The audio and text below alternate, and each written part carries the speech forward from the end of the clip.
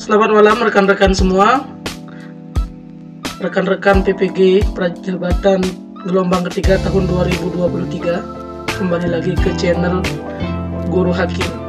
Kali ini saya akan membahas terkait dengan trik atau cara agar kita itu lolos dalam seleksi PPG Prajabatan berdasarkan pengalaman pada gelombang 1 dan gelombang kedua.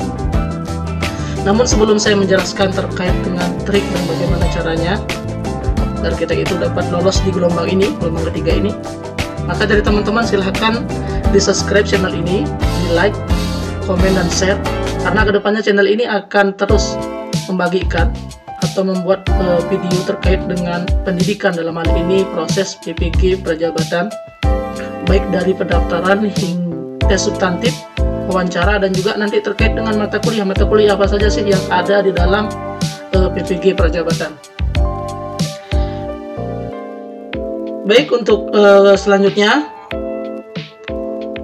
terkait dengan trik atau cara agar kita itu lolos di PPG Prajabatan gelombang kedua ini berdasarkan pengalaman pada gelombang 1 dan gelombang kedua, di mana teman-teman perlu memperhatikan timeline ya.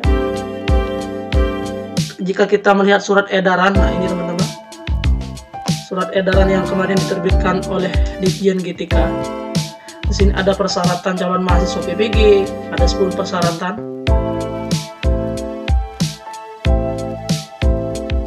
Memiliki kualifikasi S1, IPK minimal 3,00.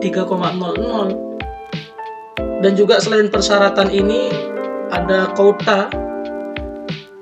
kotanya itu cukup besar, namun ini lebih kecil daripada kota gelombang 1 dan gelombang kedua.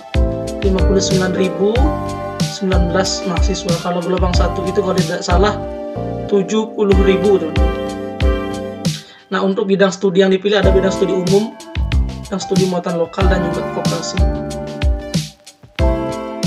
Nah, pada PPG ini gelombang 1 dan gelombang 2 ataupun juga nanti teman-teman setelah keterima di gelombang 3 ini masih sama mekanisme teman-teman, yaitu masih dalam tanggungan atau beasiswa oleh pemerintah, di mana teman-teman itu akan mendapatkan sejumlah 8.500.000 per semester, dan waktu perkuliahan ini selama 2 semester, artinya teman-teman mendapatkan total 17 juta rupiah. Di mana tahap seleksi dalam PPG Prajabatan ini dilaksanakan dalam 3 tahap. Di mana tahap 1 itu dilaksanakan sekarang ini, seperti teman-teman yang sedang teman-teman lakukan, yaitu seleksi administrasi, yaitu untuk menyeleksi berkas teman-teman dan persyaratan administrasi yang dilakukan secara daring atau online melalui aplikasi SIM PKP yang sudah teman-teman daftarkan, mulai dari informasi atau data umum, linearitas, dan juga yang terpenting adalah bagaimana teman-teman mengerjakan esai dari teman-teman tersebut, karena esai teman-teman tersebut nantinya akan diujikan pada saat tes wawancara jika teman-teman berhasil lolos pada tahap kedua dan tahap ketiga. Nah, jika nanti teman-teman lolos ke tahap pertama, seleksi administrasi, kuncinya jika teman-teman memenuhi syarat 10 persyaratan ini, saya jamin tahap pertama itu bisa dilalui teman-teman, sangat mudah. Nah, untuk tahap kedua ini yaitu tes substantif yang meliputi tes penguasaan bidang atau konten teman-teman. Contohnya teman-teman jurusan S1-nya yaitu jurusan matematika. Nah, itu otomatis teman-teman itu akan mendapatkan soal matematika. Dan juga ada selain tes konten sesuai bidang studi, ada juga tes kemampuan dasar literasi dan numerasi. Nah, ini juga terkait dengan matematika dasar dan juga numerasi. Dilaksanakan di kampus secara luring teman-teman, pada tempat uji kompetensi TUK yang ditunjuk. Makanya dalam pengisian informasi umum itu teman-teman kan ada tuh mengisikan alamat tinggal ataupun alamat tinggal sekarang ataupun tempat tanggal lahir. Nah, itu teman-teman sudah harus bisa memikirkan sekiranya nanti lokasi tes saya itu di mana, dengan cara apa? Dengan cara memilih tempat memilih tempat tinggal itu teman-teman di mana. Contohnya, jika teman-teman itu dekat dengan Universitas Malang, kemungkinan teman-teman tidak jauh lokasi tesnya, tes substantifnya di sekitaran kampus yang ada di Malang. Seperti itu. Nah, nanti jika teman-teman sudah berhasil lolos pada tahap kedua ini, maka akan dilanjutkan tahap terakhir, teman-teman. Nah, tahap ini merupakan tahap penentuan bagi teman-teman untuk dapat mengikuti perkuliahan PPG Prajabatan gelombang kedua ini dan mendapatkan beasiswa sebesar totalnya 17 juta rupiah tersebut. Nah, tes wawancara ini yaitu untuk menggali kompetensi profesional dan personal calon mahasiswa yang dilaksanakan secara daring melalui media platform virtual meeting atau Zoom. Nah, pada tahap ini akan digali itu dari asesor atau dari tim penguji panelis terkait dengan esai yang teman-teman buat pada saat tahap 1. Artinya pada saat teman-teman itu membuat esai di seleksi atau tahap administrasi. Jika kita melihat urutan timeline-nya, nah ini jadwal pelaksanaan seleksi calon mahasiswa PPG Prajabatan tahun 2023. Tanggal 31 Mei kemarin hingga nanti ke depan tanggal 25 Juni yaitu pendaftaran calon mahasiswa. Nah, ini teman-teman bisa mempersiapkan dengan baik bagaimana, tidak usah buru-buru teman-teman, tidak harus menyelesaikan pendaftaran itu di hari pertama. Itu mungkin saja seperti yang teman-teman alami, yaitu sistemnya bisa lagi down atau lagi over kapasitas dikarenakan mungkin tidak hanya 59.000 orang yang daftar, melainkan bisa lebih dari itu, mungkin 1 juta calon mahasiswa yang mendaftar, sehingga webnya itu error teman-teman. Yaitu tanggal yang selanjutnya. Nah, sehingga teman-teman dari tanggal 31 Mei hingga ke 25 Juni ini kurang lebih 1 bulan, teman-teman bisa mempersiapkan dengan baik bagaimana membuat esai dan juga mempersiapkan bagaimana kedepannya jika esai yang kita buat ini nanti ditanyakan oleh penguji, seperti itu. Mungkin dari sekarang teman-teman sudah bisa pikirkan.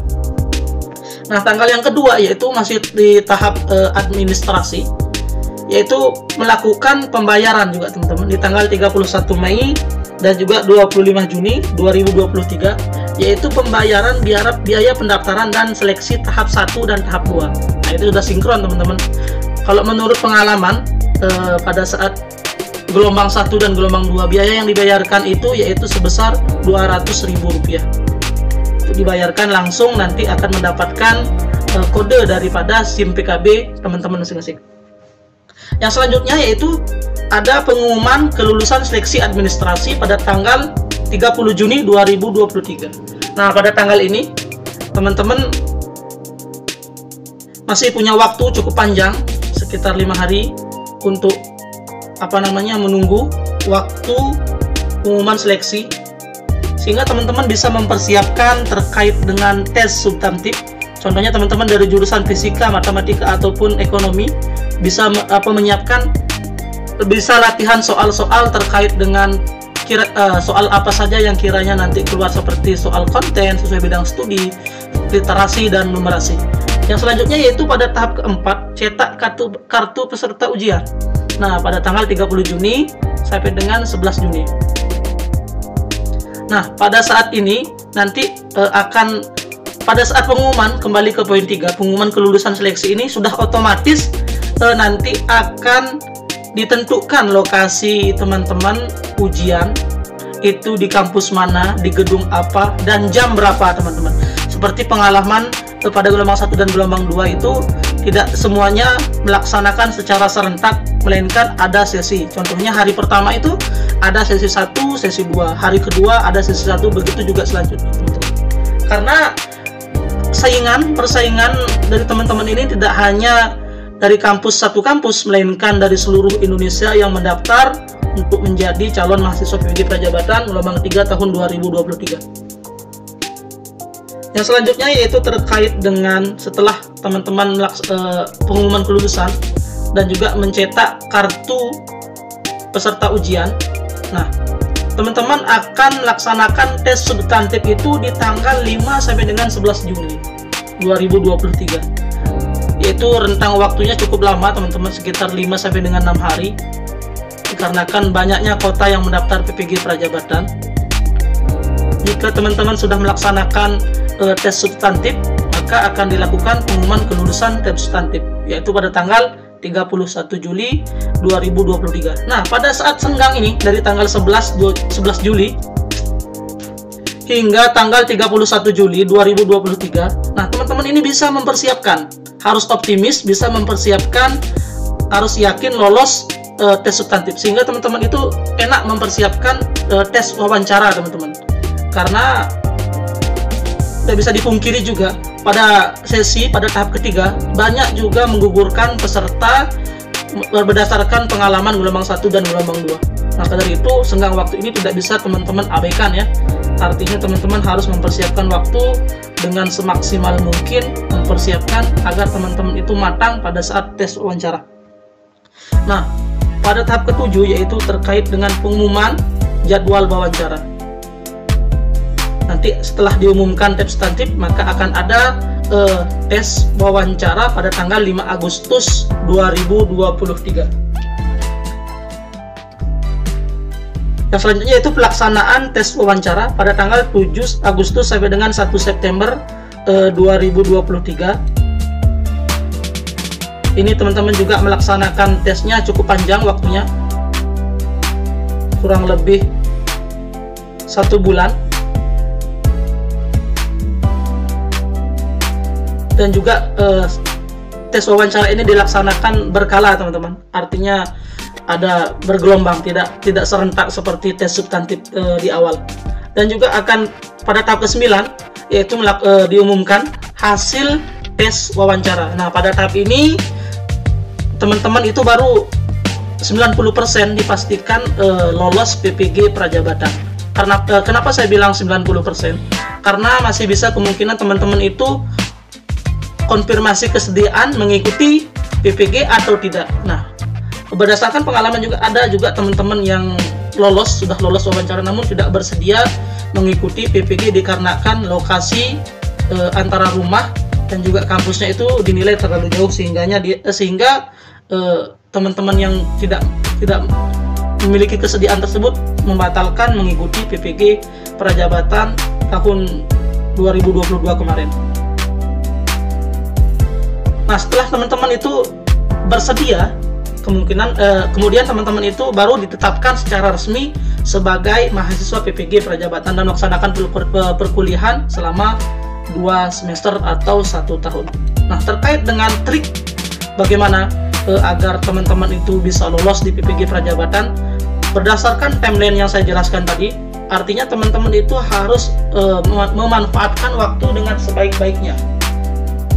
Di sini kan teman-teman itu ada waktu senggang, jangan terburu-buru.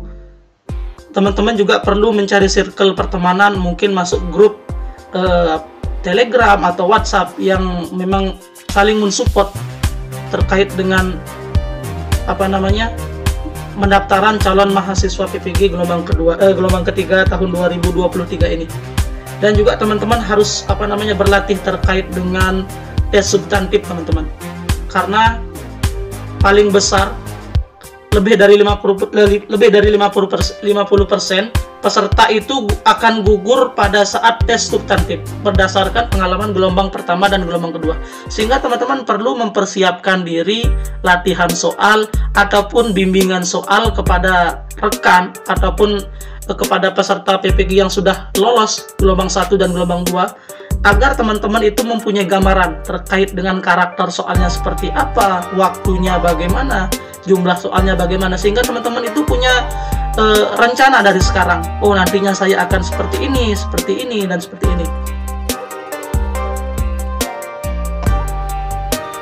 Trik yang selanjutnya yaitu tentu teman-teman harus selain memanfaatkan waktu, juga harus berdoa teman-teman. Tidak bisa dipungkiri, di dalam tekanan, ini kita termasuk dalam tekanan, kita ingin berjuang, kita juga perlu ketenangan. Maka dari itu teman-teman perlu berdoa, mencari ridho dari orang tua, dan juga semakin mendekatkan diri, karena ikhtiar dan doa itu harus beriringan teman-teman.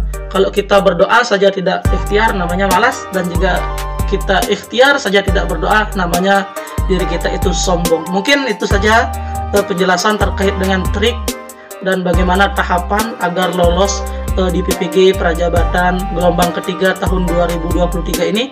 Mudah-mudahan teman-teman kedepannya bisa mengikuti tahap demi tahapnya, baik tahapan 1, kedua, dan ketiga, hingga menjadi mahasiswa resmi PPG Prajabatan tahun 2023 ini di kampus terdekat dari lokasi atau rumah teman-teman sekalian.